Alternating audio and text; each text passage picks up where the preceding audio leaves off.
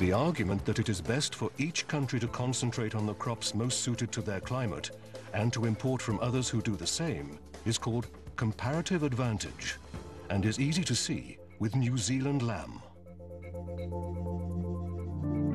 New Zealand produces 9 times more food than its population can eat.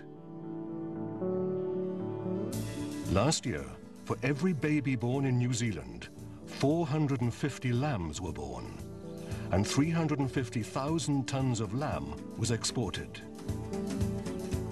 It's clear to see why it makes sense for New Zealand to sell this food abroad.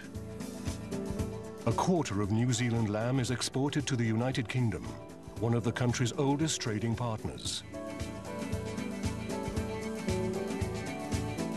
After its 11,000-mile journey, New Zealand lamb can still be cheaper than the UK produced variety.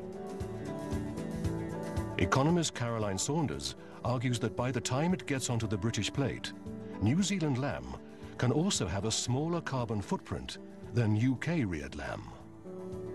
New Zealand's been exporting lamb to the UK for 150 years. There's been a reason for that, because New Zealand can produce it relatively cheaper than the UK, because of the climate, because of the scale of the farming there.